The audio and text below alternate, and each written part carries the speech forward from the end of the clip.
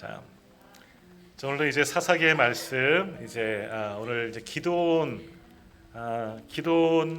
오늘 맞춰지는 것 같은데 기도온은 이제 죽고 끝나지만 다음 주는 이제 기도온 아들에 대한 이야기가 또 있어요. 그래서 기도온에 대한 말씀 또 오늘 또 이제 마지막까지 한번 보겠습니다.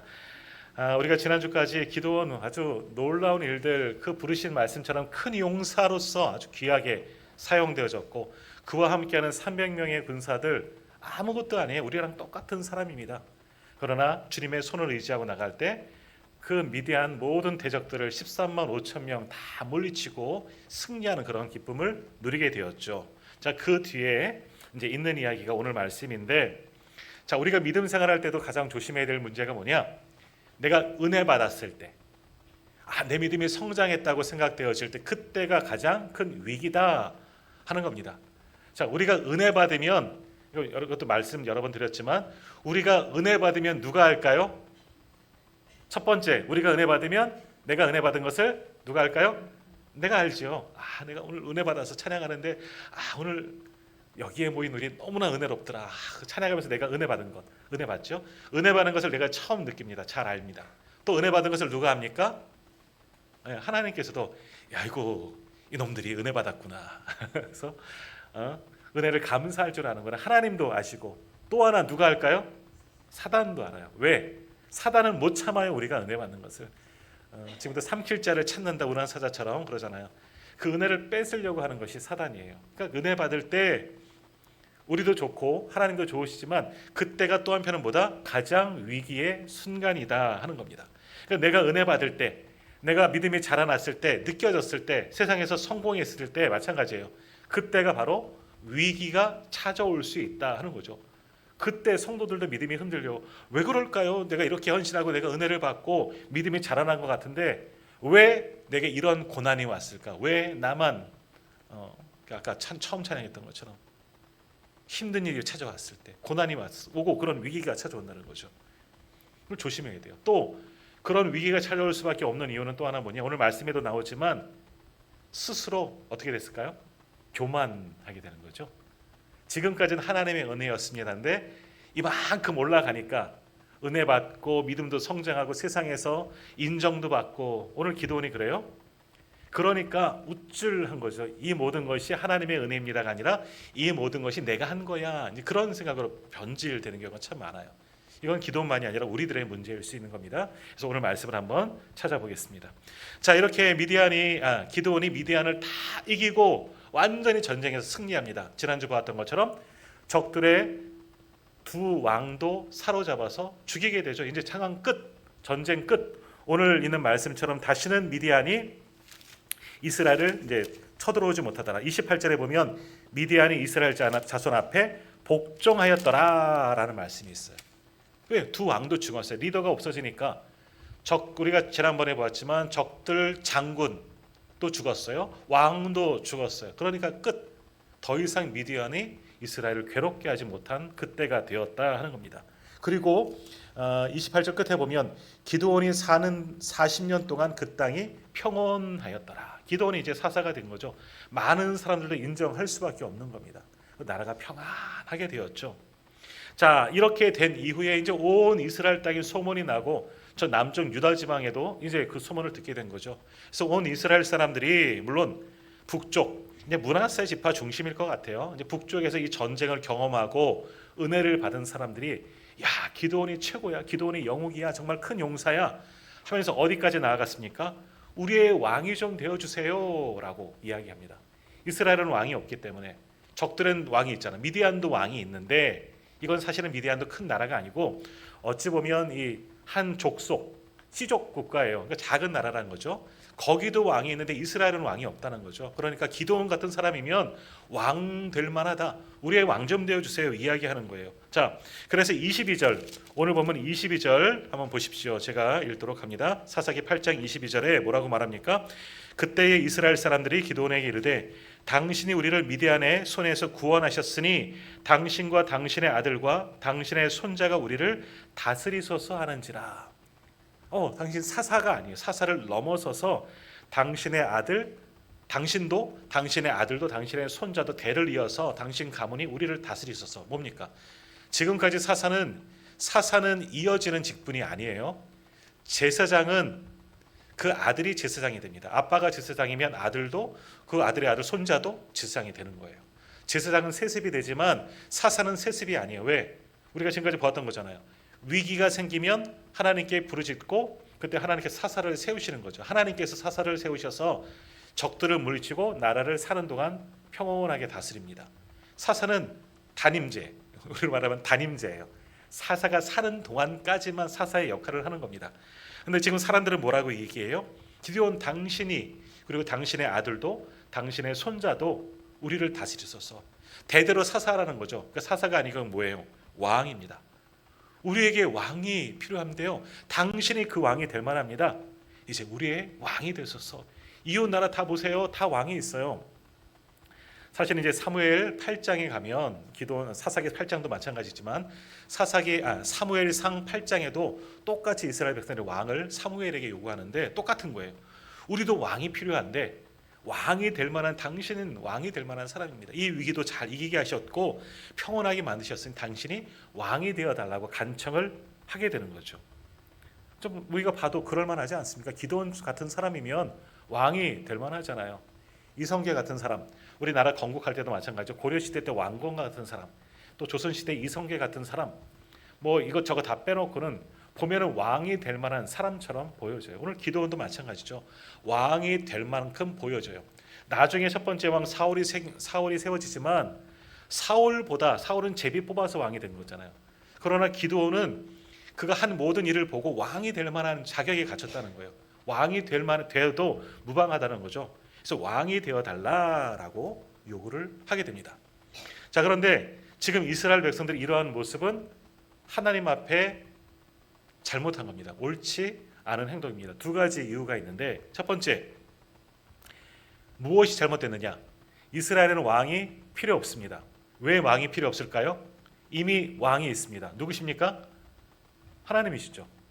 기도원이 아니라 하나님이 이스라엘의 왕입니다. 그래서 나의 왕, 나의 주, 우리가 찬양하는 것처럼 이스라엘은 신정국가예요. 신정국가는 뭐냐면 신이 통치하는 것이 신정국가예요. 근데 그것을 신탁 받은 사람들을 통해서 이끄시는 거죠. 사사 시대에는 사사를 통해서 일하시는 겁니다. 이게 하나님의 통치 방법이에요. 지금까지 이전에는 어떻게 했어요? 사사기 이전에는 하나님이 세우신 리더들, 아브라함 같은 사람들, 야곱과 같은 사람들, 바로 앞에 누가 있었습니까? 여호수아 같은 사람들, 하나님이 지명하여 부르신 그 사람이 리더가 되고 왕은 아니에요. 하나님의 신탁을 받은 자로 그들의 뜻도 아니고 하나님께 물어보면서 하나님의 뜻대로 나라를 다스렸습니다. 이것이 신탁 통치입니다. 그래서 신정국가이고요. 그것이기 때문에 이스라엘은 지금 왕이 필요 없어요. 사사만 있으면 돼요. 하나님의 신탁으로 세워진 사람, 하나님이 부르셔서 그 당시 그 사람을 통해서 문제가 해결되어지고 그리고 모든 법률적인 것도 해결할 수 있도록 하나님이 세우신 사람만 있으면 돼요. 왕은 하나님이시기 때문에. 그런데 이스라엘 백성들은 하나님 말고 하나님은 하나님이시고요. 사람 왕이 필요합니다. 이것을 요구하는 거죠. 그렇기 때문에 하나님께서 이것은 원치 않으시는 겁니다. 훗날 사무엘 시대에도 사무엘 8장에 봐도 똑같이 이야기합니다. 사무엘 8장 6절과 7절에 보면 이런 말씀이 있습니다. 우리에게 왕을 주어 우리를 다스리게 하라 했을 때에 사무엘이 그것을 기뻐하지 아니하여 여호와께 기도하며 여호와께서 사무엘에게 이르시되 백성이 내게 한 말을 다 들으라. 이는 그들이 너를 버림이 아니요 나를 버려 자기들의 왕이 되지 못하게 함이니라. 이게 하나님의 말씀이에요. 왕을 요구하는 것은 뭐냐? 사람 왕, 눈에 보이는 왕이 필요합니다. 이전에 무슨 뜻이 있느냐? 하나님을, 왕이신 하나님을 버리겠다는 행동이라는 거죠. 그러니까 하나님께서 반대하는 거죠. 하나님이 왕이셔요. 하나님이 참된 왕이시기 때문에 더 이상 왕이 필요 없는데 이스라엘 백성들은 그 왕 말고 하나님 말고요. 우리는 사람 왕이 필요해요. 이건 뭐냐? 명분은 그렇지만 하나님을 버렸다. 이게 하나님의 말씀이에요. 하나님의 입장에서 보면 이스라엘 백성들은 지금 잘못하고 있는 거예요. 너희들은 내가 있는데 왜 왕이 필요하니? 필요 없다는 거죠. 그리고 기도원을 왕으로 삼으려고 하는 것은 하나님을 배신하는 행위이기 때문에 이것이 잘못된 행위이다라는 겁니다. 두 번째, 지금까지의 모든 일들, 우리가 오랫동안 기도원에 대한 말씀을 보았지만 이거 행한 것, 기도원을 통해서 하나님께서 승리하게 하셨는데 기도원이 이겼나요? 아니에요. 누가 하신 거예요? 하나님이 하신 거죠. 하나님이 기드온과 함께 하시고 기드온의 300용사와 함께 하시고 이스라엘 백성들과 함께 하셔서 승리하게 하신 거예요.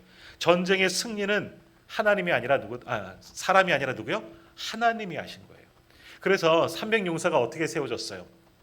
처음에 3만여 명의 3만 5천 명인가요? 3만 3천 명인가? 3만여 명의 사람들이 모였어요.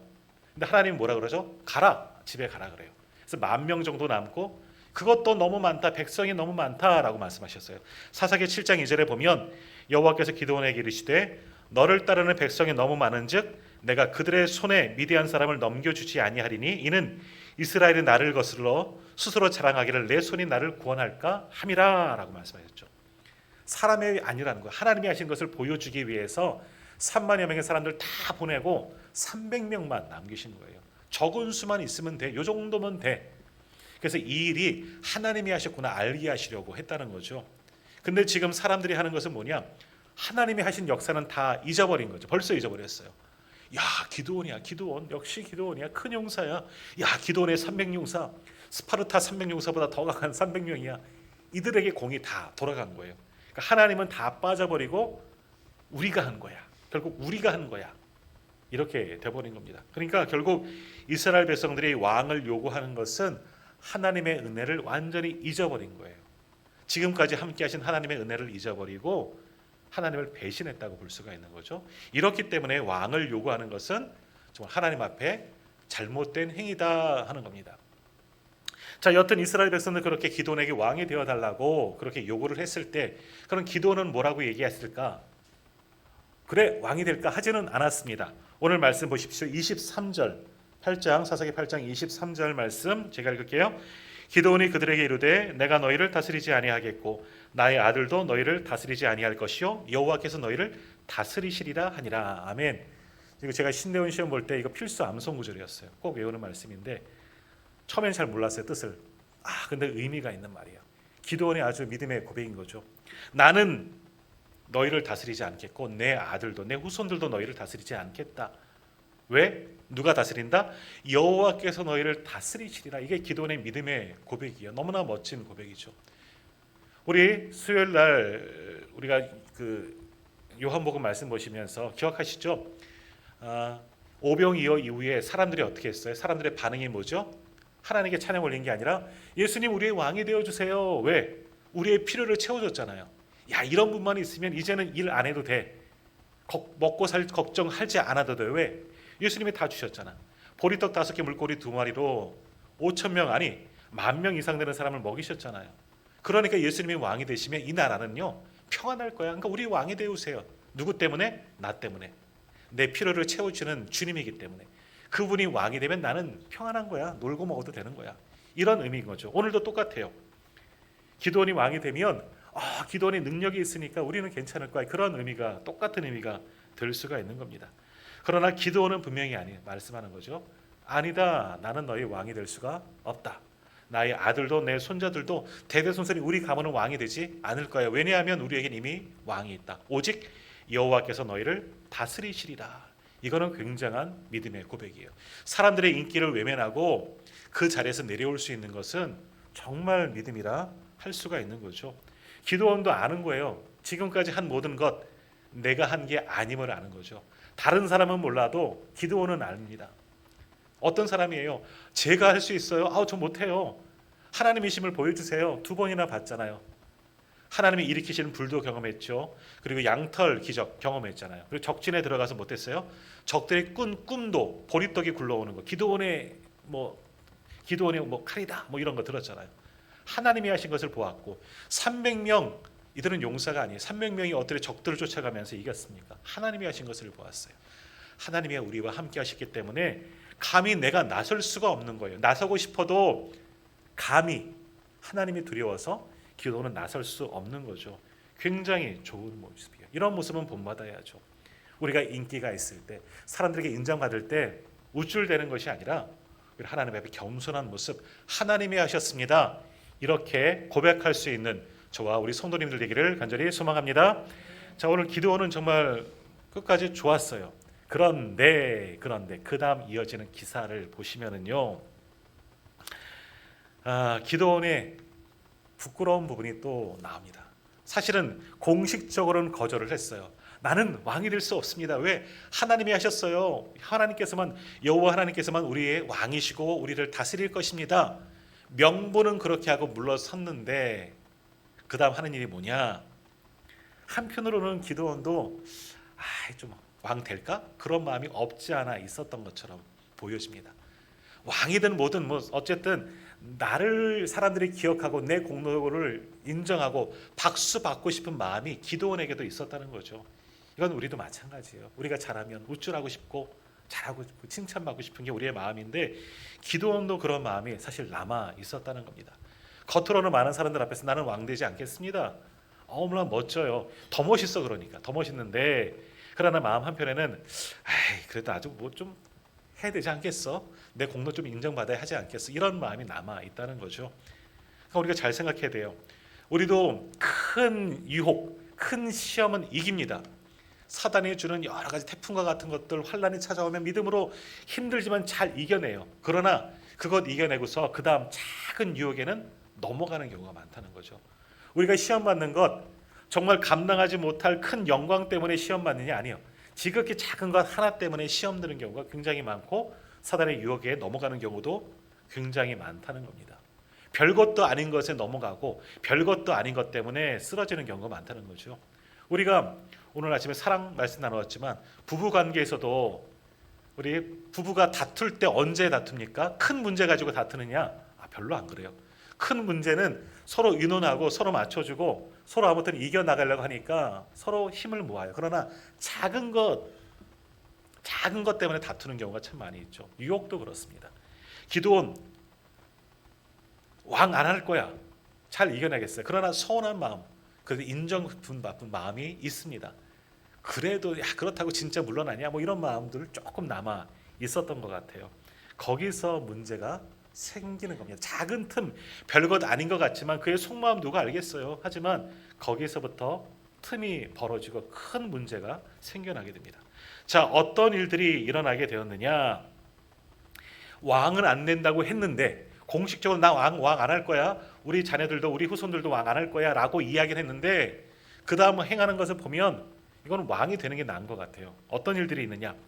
나를 좀 기념해 달라 하는 이야기를 하게 됩니다. 자, 24절부터 27절. 여기는 길지만 우리 한번 같이 읽어 보도록 합니다. 24절에서 27절 우리 한 절씩 교독할까요?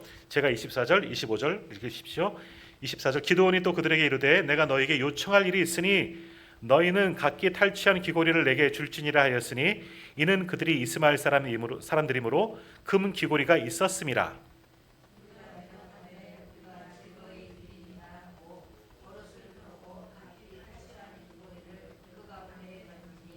기드온이 요청한 금고리의 무게가 금 1700세겔이요 또 그 외에 또 초승달 장식들과 패물과 미디안 왕들이 입었던 자색 의복과 또 그 외에 그들의 낙타의 목에 둘렀던 사슬이 있었더라.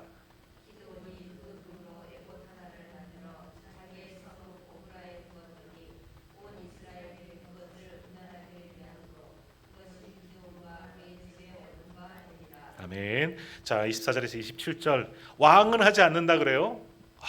사람들이 더 존경심이 생겨요. 경외감까지 생기는 거죠. 끝난 것 같은데 기드온이 말하죠. 그러나 기드온이 또 그들에게 이르되 내가 너희에게 요청할 일이 하나 있어. 내가 작은 부탁 하나만 얘기할게. 그것 좀 들어주세요 라고 이야기하는 사람들에게 왕은 되지 않겠지만 내가 작은 것 하나만 부탁할게요.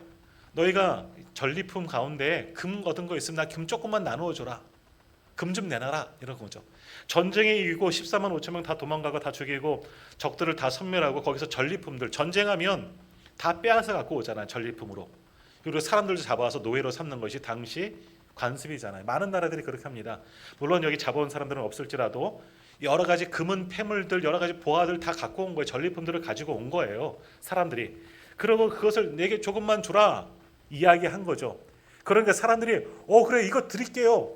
왕도 안 된다고 하는데 얼마나 멋있어요. 그럼 우리가 가져온 거 좀 많이 드릴게요. 아마 자기가 갖고 온 거 다 드렸는지는 모르겠지만 조금 나눠서 드렸는지는 모르겠지만 사람들이 십시일반으로 막 자기가 갖고 온 거 전리품들 그 옷을 펴고 겉옷을 펴고 이렇게 던져 놓는 거죠. 한 사람이 던져 놓으니까 나도 하면서 서로 던져 놓으니까 금이 제법 상당량이 모인 겁니다. 그것만이 아니라 26절에 보면 뭐가 있어요? 뭐 금고리도 있고 금고리가 1700세겔이다. 뭐 초승달 장식, 폐물, 옷도 있고요. 뭐 목에 그 낙타 목에 걸렸던 그런 것들도 치장하잖아요. 그런 하여튼 좋은 것들 폐물, 금은 폐물을 다 집어 던진 거 기도원 가지라고. 너무나 고맙고 야 왕도 안 하니 얼마나 멋져요. 그럴 수 있잖아요. 그럴 수 있잖아요. 우리도 야 너무 멋지면 다 주고 싶잖아요. 그런 거예요. 사람들이 너무나 매력 있는 거죠. 기도원 나라를 위해서 수고했는데 왕도 안 하겠대. 야 이런 사람이 어디 있어? 너무 멋있어. 뭐라도 주고 싶은데 금 조금만 나눠줄래 하니까 그래 다 마음 통해서 다 주게 되는 겁니다. 자 그래서 그 모든 것들 근데 이 전리품들 이스마엘 사람들이므로 24절 끝에 보면 이스마엘 사람들이므로 에서의 후예들 이거죠.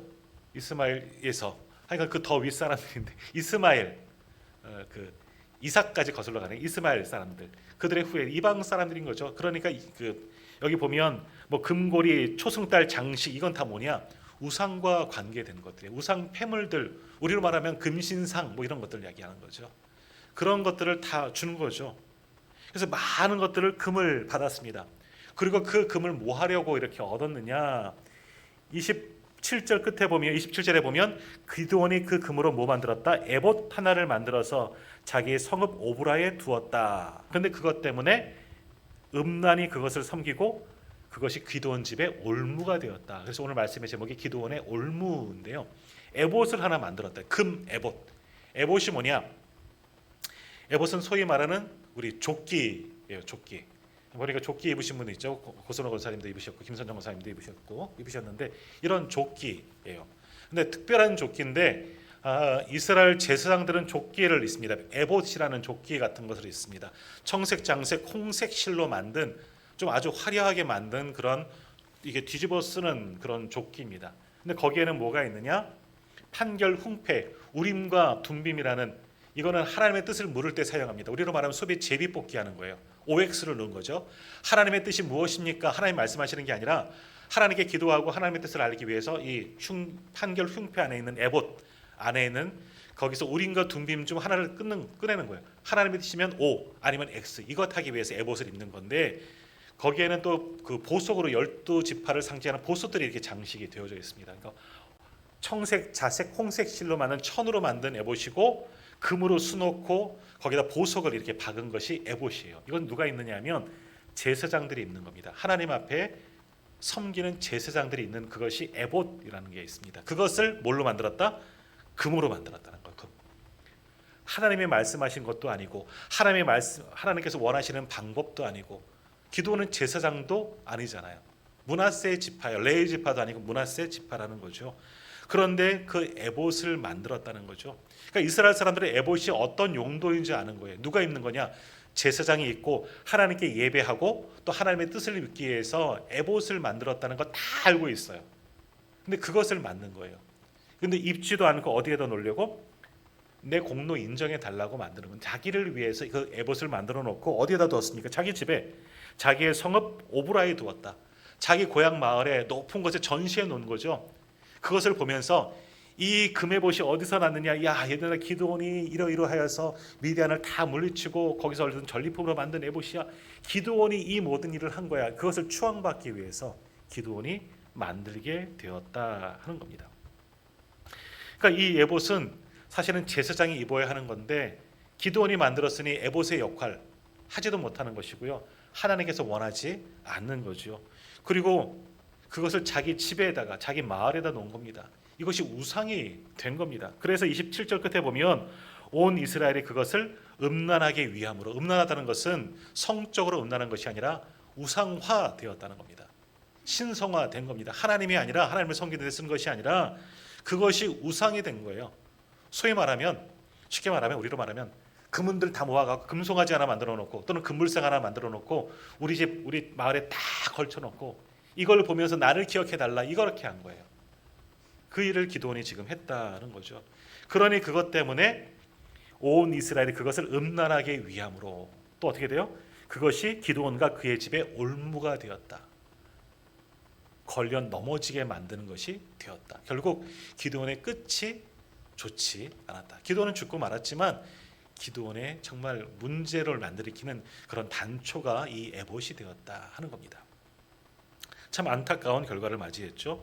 그냥 왕 안 될래 됐습니다 하고 딱 돌아가서 사사 역할만 했으면 되는데 왕은 안 하지만 에봇을 만들어 놓는 그런 잘못으로 인하여서 결국 이 잘못이 온 이스라엘 백성들을 타락하게 만들었다라는 겁니다. 타락하게 만들었어요. 결국 이 에봇을 통해서 우상이 되었고 결국 그것 때문에 어떤 일들이 있게 되느냐, 이스라엘 백성들이 하나님을 떠나는 계기가 되었다는 겁니다. 보통 우리가 지금까지 본 사사 시대를 보면요, 오늘 말씀에도 보면 28절 끝에 기드온이 사는 40년 동안 그 땅이 평안하였다라고 끝나는 게 끝이에요. 모든 사사는 그래요. 지금까지 보았던 사사는 사사가 사는 동안 평안하였다. 평안하였다는 것은 그냥 아무 문제가 없고 적들의 침입이 또 없었다가 아니라 하나님께 온전히 예배하고 하나님의 백성답게 평안하게 살았다 하는 것을 의미합니다. 근데 기드온의 이야기는 여기서 끝나지 아니하고 29절 그 다음 이야기가 쭉 이어지잖아요. 그 뭐냐? 이 에봇 때문에 그래요. 올무가 된 거예요. 기드온의 이야기 좋게 끝날 이야기가 이 에봇, 나를 위해서 만든, 기드온을 위해서 만든 이 에봇 때문에 또 다른 문제, 그것이 또 죄와 타락으로 빠지게 만드는 일을 기드온이 시작하게 되었다는 거죠. 그래서 결국 금 에봇 때문에 온 이스라엘 백성들도 음란히 우상을 섬기고 타락하게 되었다는 거죠. 어떤 일들이까지 번지게 되었느냐? 33절에서 35절 말씀 한번 보십시오. 33절에서 35절 제가 한번 읽겠습니다. 기드온이 이미 죽음에 이스라엘 자손이 돌아서서 바알들을 따라가 음행하였으며 또 바알브릿을 자기들의 신으로 삼고 이스라엘 자손이 주의 모든 원수들의 손에서 자기들을 건져내신 여호와 자기들의 하나님을 기억하지 아니하며 또 여룻바알이라 하는 기드온이 이스라엘에 베푼 모든 은혜를 따라 그의 집을 후대하지도 아니하였더라. 결국 이렇게 끝납니다. 이 에봇이 아니었으면 기드온은 영원히 아주 영웅으로 하나님이 세운 사사로 남게 될 텐데 금 에봇을 만들었더니 그 사람들도 금 에봇, 그러니까 우상을 섬기는 겁니다. 우상을 섬기면서 이젠 이방신 우상 숭배자로 변질되어 가는 거죠. 하나님의 은혜는 다 있고 말하는 것처럼 여기 말씀처럼 여호와 자기들의 하나님을 기억하지 아니하고 또 어떻게 해요? 기드온이 죽으니까 기드온도 잊어버렸더라. 기드온 시대가 완전히 사라지게 된 거예요. 기드온이 한 일이 없어지게 된 거예요. 이것 아니었으면 기드온은 대대로 기억하고 고귀한 이름은 남았을 터인데 그 금 에봇 만든 사건 때문에 이런 참담한 일들이 벌어지게 되었고 무엇보다도 모든 이스라엘 백성들이 타락하게 만들었다는 겁니다. 특별히 오늘 말씀해 보십시오. 33절 보시면 뭘 섬겼다 그래요? 바알들을 따라가 음행하였다. 바알, 가나안 신이잖아요. 바알 신을 섬기게 되었고 그 다음 이어지는 말씀이 뭐예요? 또 바알 브릿을 자기들의 신으로 삼았다 하는 말씀이 나옵니다. 자, 바알은 똑같은 바알 브릿의 바알은요 똑같아요. 이방 신이에요. 이 비를 주관하는 하늘 신이에요. 하늘 신. 땅은 아세라 신 여신이고요. 자, 바알은 알겠는데 그럼 브릿은 뭐냐? 브릿이라는 단어는요 계약이라는 뜻을 가지고 있습니다. 그러니까 이것을 언제 사용하느냐? 하나님의 언약, 하나님과 언약을 맺다, 계약을 맺다 그렇게 이야기하죠. 하나님께서 아브라함에게 약속, 오늘 아침에도 교회 학교에서 아브라함의 삼목 언약을 이야기했는데 하나님께서 말씀을 듣고 떠나면 내가 너에게 복을 줄게, 큰 민족을 이루고 내 이름을 창대하게 하고 복의 근원 되겠다. 하나님의 약속, 이게 계약이에요. 언약. 이것이 브릿이라는 그런 단어입니다. 그러니까 이스라엘 백성들이 브릿이라는 단어를 쓰는 대상은 하나님밖에 없어요. 하나님과 나는 언약을 맺습니다. 다윗도 하나님과 언약을 맺습니다 하는 것은 다윗은 뭐 소금 언약이라고 표현하죠. 다윗 내 후손을 영원히 왕으로 삼겠다. 이런 언약이라는 말씀, 계약, 브릿이라는 단어는 하나님을 향하여 사용되는 말씀인데 그것이 어디와 합성이 됐습니까? 바알과 붙은 거예요. 뭐냐? 그러니까 언약의 바알. 하나님이 사라지고 하나님과의 언약은 사라지고 바알과 언약을 맺었다 하는 뜻으로 변질된 겁니다. 다시 말하면 이스라엘 백성들이 하나님을 완전히 잊어버리고 자기들을 구원하신 하나님을 완전히 잊어버리고 기드온도 잊어버리고 바알 앞에 제사를 드리며 바알이 자기 하나님으로 섬기고 바알과 언약을 맺는다. 바알의 백성이 되었다 하는 이야기예요. 다시 말하면 이전 시대보다 이스라엘 백성들 기드온 이후에 더 타락하게 되었고 더 하나님에게 더 많은 죄를 질 수밖에 없었다는 거죠. 전에는 하나님도 섬기고 우상도 섬겼지만 이제는 하나님을 버리고 바알의 자녀들이, 바알의 백성이 된 거예요. 아주 무서운 죄를 범하게 된 거예요. 누구 때문에? 기드온 때문에. 기드온이 금 에봇 만들어서 거기서 우상 숭배하면서 그들의 여호와 신앙이 변질되기 시작하면서 여호와는 잊어버리고 바알 브릿, 바알의 백성들이 되어버린 거죠. 바알과 언약을 맺은 자들이 되어버렸다는 겁니다. 그러니까 바알의 이 금에봇 때문에 온 이스라엘 백성들이 또 타락하게 된 거죠. 타락의 결과는 뭐겠습니까? 또 징계. 다음 이제 시간에 다음 주 정도 볼 것 같은데요. 그것 때문에 또 이제 이스라엘이 징계를 받게 되는 이야기가, 또 이 불신앙의 역사가, 안타까운 역사가 또 반복되어지는 겁니다. 결국 이 금에봇 때문에, 기드온 때문에 이 이스라엘 백성들이 죄를 하나님 앞에 짓게 됩니다. 또 그 이후에 이것만이 아니라 금에봇을 만들어서 온 이스라엘 타락하게 만든 일을 할 것뿐만이 아니라 기드온이 또 무슨 잘못을 했느냐, 중간에 또 나오는데 28절에서 31절까지 보면 축첩 많은 아내를 두게 됩니다. 28절에 31절 한번 보십시오. 미디안이 이스라엘 자손 앞에 복종하여 다시는 그 머리를 들지 못하였으므로 기드온이 40년 동안 그 땅이 평온하였더라. 요아스의 아들 여룹바알이 돌아가서 자기 집에 거주하였는데 기드온이 아내가 많음으로 그의 몸에서 낳은 아들이 70명이었고 세겜에 있는 그의 첩도 아들을 낳았으므로 그 이름을 아비멜렉이라 하였더라. 자, 누가 이렇게 자녀를 70명이나 둬요? 아이고 참. 아내가 많았다는 거야. 아내가 많았다는 거. 이 아내가 많은 거는요, 누가 아내가 많죠? 왕들이, 당시 우리나라 왕들도 아내가 많습니다. 왜냐하면 후사가 중요하기 때문에, 왕위를 이어갈 후사가 필요하기 때문에, 죽을지도 모르니까 여러 가지 일들로 인해서. 그래서 후사를 많이 두기 위해서 아내도 많고 또 자녀들도 많습니다. 또 아내가 많을 수밖에 없는 이유가 뭐냐? 그게 세력이에요. 세력. 나 혼자 왕위를 굳건하게 지키지 못하니 이 사돈 관계를 맺어서 반란을 일으킬 자들 다 친족으로 만드는 겁니다. 솔로몬이 그랬잖아요. 솔로몬도 아내가 굉장히 많습니다. 뭐 몇천 명이잖아요. 의자왕도 아니고 몇천 명이나 두었다 그러잖아요. 그 이유가 뭐냐? 정략 결혼이에요. 왕들은 정략 결혼합니다. 다른 나라 공주들도 데려와요. 아합도 시돈 사람 이세벨을 데리고 와서 아내로 삼았잖아요. 그래서 거기서부터 또 우상 숭배자가 되었는데, 기도는 보십시오. 왕도 아닌데, 물론 이후에 우리가 사사를 보는 사람들도 자녀가 굉장히 많은 사람들도 있어요. 그건 또 조금 다른 이유긴 한데, 기도는 아내가 많은 것, 자녀가 많은 것은 뭐냐? 사람들이 기도원과 사돈 맺고 싶어하는 거죠. 왜? 기드온은 왕과 같이 아주 유력한 자가 되었으니까, 기드온의 편에 서면, 기드온과 좋은 관계를 맺으면 나도 유익할 수 있으니까 막 우리 딸을 시집 보내는 거예요. 기드온에게. 그런 정략 결혼이 될 수가 있는 것이고, 기드온 편에서도 거부하지 않는 거예요. 어떤 마음이 있느냐? 왕이나 하는 행위를 자기가 하는 거예요. 일반 보통 사람이었으면 하나님이 언제 그 아내를 많이 두라고 그런 말씀하셨어요? 그렇지 않았어요. 그런데 내가 스스로 왕은 안 되었지만 왕처럼 살아가는 거예요. 남은 인생을 기드온은 왕처럼 살아간 겁니다.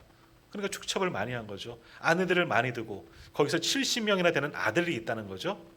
오늘 성경에는 아들 이야기만 합니다. 딸은 없었을까요? 아들만 낳을까, 용하게? 아이고, 그러진 않았을 거예요. 딸도 많이 낳았겠죠. 딸은 더 많았을지도 몰라요. 성경의 역사 속에는 이렇게 좀 빠져 있지만 굉장히 많은 자녀들이 있었다는 거죠. 이거는 타락한 거예요.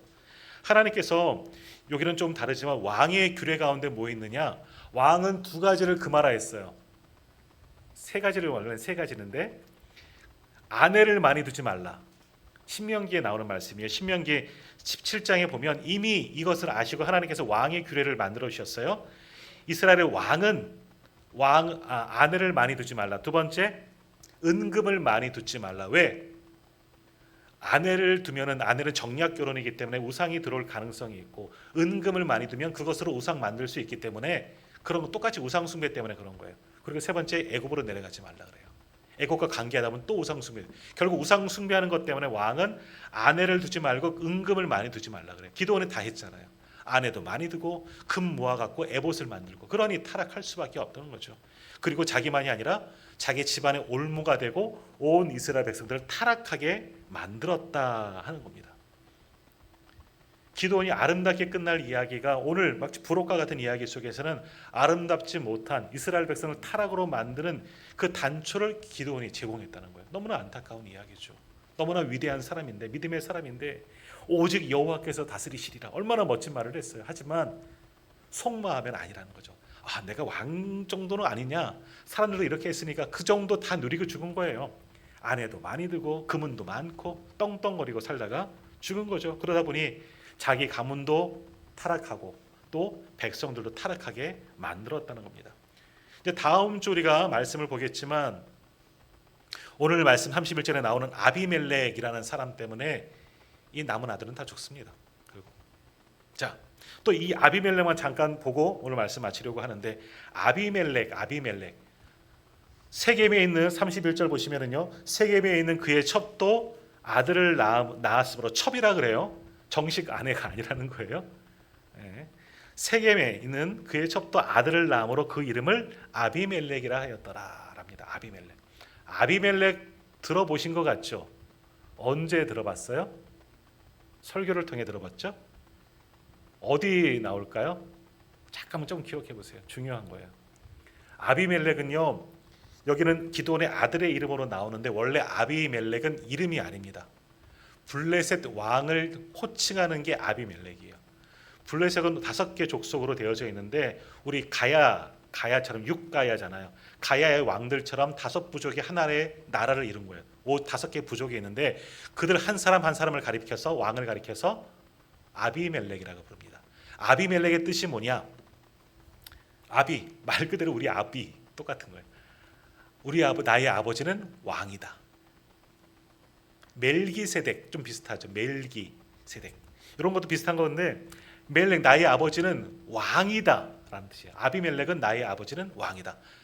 그러니까 블레셋 왕들의 이름이 뭐냐? 아의 아버지가 왕이에요. 그럼 나도 왕이라는 거죠. 자, 한번 잘 보세요. 기드온의 아들의 이름이 뭐라? 아비멜렉. 그 뜻이 뭐다? 나의 아버지는 왕이다. 무슨 이야기예요? 나는 왕이라는 거예요.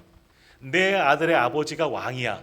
내가 왕이에요. 용비어천가입니다. 우리 용비어천가에 이성계가 자기의 선대 5대조까지 왕들을 만들어봤잖아. 왕들의 역사를 만들었잖아. 자기가 처음에 조선을 건국한 왕이지만 아버지도 할아버지도 다 왕들로 만들어놨잖아. 그것을 기록한 것이 용비어천가입니다. 한글을 창제하고서 세종대왕이 만들었다 하지만 그렇게 선대를 다 왕으로 만들어버린 거예요. 기드온이 자기가 만든 거예요. 내 아들의 이름을 아비멜렉, 이방 왕의 이름을 따서 만들어 놓고, 그게 뭐냐? 나의 아버지는 왕이다. 나의 아버지가 왕이 뭐야? 기드온 자신이 왕이라는 거예요. 그러니까 처음 자기 얘기한 것과는 모순적인 거죠. 나는 왕이 안 될 거야. 나의 아들도 왕이 안 될 거야. 오직 하나님만 왕이 될 거야. 너희를 다스릴 거야 해놓고는 실제적으로 왕은 다 해먹은 거예요. 아내도 많이 두고 은금도 가지고 오게 하고 아들 이름도 나의 아버지는 왕이다. 자기가 왕이라는 거죠. 겉으로는 드러내지 않았지만 이런 모든 일을 한 일로 말미암아 결국 하나님 앞에 마지막은 타락하게 된 겁니다. 자기는 깨끗한 것처럼 보여주고 죽고 끝나지만, 그러나 이 일로 기드온의 말미가, 그리고 그 다음 이야기가 좋지 않습니다. 온 이스라엘 백성들이 타락하게 만들게 했다는 거죠. 기드온은 큰 용사입니다. 놀라운 일을 한 하나님의 사람은 맞습니다. 그러나 성공 뒤에, 큰 승리 이후에 이렇게 안타까운, 별것 아닌 것 같잖아요. 기드온이 이렇게 인정받아도 될 만한 사람이에요. 그러나 해서는 안 되는 거죠. 하나님 앞에 끝까지 신실해야죠. 마지막 끝이 좋지 않으니까 오히려 여기서부터 더 큰 악이, 죄악들이 더 생기게 되었다는 겁니다. 이제 우리가 다음 주부터 살펴볼 이스라엘 백성들이 이 이후에 아비멜렉 때에 어떤 일들이 일어났느냐, 우리가 9장, 사사기 9장은 사사기 마지막 장과 더불어서 굉장히 안타까운 장면들이 나옵니다. 참 안타까운 이야기가 나오는데 그 이야기를 만든 사람이 결국 기드온 자신이었다는 거죠. 하나님 앞에 신실하게 딱 끝났으면 좋았는데, 뒤로 쫙 물러갔으면 좋았는데, 그런 마지막 28절처럼 기드온이 사는 40년 동안 그 땅에 평온하였더라, 박수받고 끝날 터인데 그러지 못했다는 겁니다. 자, 오늘 우리도 이 말씀들을 보면서 우리의 마지막을 한번 잘 마무리해야 되는 거예요. 내가 은혜 받을 때 은혜를 받았으면 그 다음 더 조심해야 되는 거예요. 오히려 더 겸손하고 또 다른 은혜를 간구해야 되는 거죠. 오늘 아침에도 은사 얘기 잠깐 했지만 내가 은사를 받았어요. 놀라운 은사, 생각하지도 못하는 은사 선물로 받았으면 하나님의 영광과 교회의 덕을 위해서, 서로의 유익을 위해 사용되어지 내 이익을 위해서. 우리 연초에 점 보러 가는 분들 많잖아요. 사주팔자 방송에서도 그런 거 많이 하잖아요. 요즘에도 하더라고요. 교회 다니는 분 중에서도 점 보러 가는 분들이 있더라고요. 그러지 마십시오. 자, 근데 세상적으로 어떤 점쟁이나 무당집에 가지 않는다고 다 되는 것이 아니라 소위 말하는 기도 어머니 그런 분들이 있어요. 어디 기도원에 가면 어느 권사님이 있다더라, 기도가 용하다더라, 이런 소문이 있어요. 그런데도 현혹되지 마십시오. 그들은 자기 유익을 위하는 자입니다. 그들의 예언의 은사를 주셨어요. 그들을 가서 기도 받으면 길을 보여주고 예언을 하고 그런다고 혹해갖고 가는 분들이 있어요. 우리가 기도원 여기저기 가기가 어려워서 그러지만 연초되면 그런데 쫓아다니는 분들이 교회에 다니는 사람 중에 오히려 믿음이 짙은 분들이 있어요. 왜? 우리들에게도 환란이 찾아오기 때문에. 올해 어떤 일들이 일어나기를 좋은 일들이 있었으면 하는 마음에 점집은 내가 안 가. 하지만 기도는 받으러 가. 근데 무당과 뭐가 달라요? 그 사람들이 하나님의 은사를 주셨는데 다른 일들에 사용해요. 기도하고 축복하는 것이 아니라 뭘 받아요? 소위 말하는 감사원금 받더라고요. 그들도요. 자기가 가져요. 그런 사람들이 있어요. 그거는 잘못하는 거예요. 그런 분일수록 오히려 더 겸손해져요. 저희 신대원 말씀드렸었을 텐데 저희 신대원 동기 중에서도 저보다 형님인데 이분도 은사자예요. 예언의 은사를 받으셨어요. 기도하면 하나님이 보여주신대요. 직통 계시라 그러죠. 하나님의 음성이 들려요. 저는 그런 계시를 못 받아서 잘 모르겠는데 그러나 이분은 말씀 안 하세요. 기도해 줄게요. 전사님 기도해 줄게요. 이러고 끝나요. 그리고 똑같은 누군가의 예언을 또 다른 분에게 주시면 그제서 이제 말씀하시는데 그런 거예요. 은사는 나만이 있는 게 아니라 다른 분도 있다는 거죠. 근데 내 것을 자랑해. 내가 은사 받았어. 이런 은사가 있어. 야, 방언도 못하는 것들 니들이 성도야? 그렇게 말할 필요도 없다는 거죠. 그건 고린도 교회 사람들이랑 똑같은 거예요. 영적인 체험을 많이 하고 내가 은혜를 많이 받고 기이한 이적들도 보고 기이한 현상들도 보고 꿈을 통해서나 여러 가지 예언을 통해서 하나님이 하실 일들을 보면 오히려 겸손해져야 되는 거예요. 아니면 기도원과 똑같이 말미가 그렇게 될 가능성이 높다라는 겁니다. 그러므로 은혜 받으면 내 믿음이 충만해지면 더욱더 숙이십시오. 하나님을 무서워하고 경외하고 하나님이 보여주시는 거잖아요. 하나님이 하시는 걸 내가 봤잖아요. 어떻게 근데 내 마음대로 할 수가 있습니까? 그래서 마지막 우리의 인생 마지막까지 하나님 앞에 신실하고 정말 진실하고 정직하게 신앙생활 잘하고 그래서 오직 하나님께만 영광 올려드리는 주님의 종 놈으로 그 다음은 안 하겠습니다. 주님의 종으로 살아가는 우리 성도님들 다 되시기를 주님의 이름으로 축원합니다.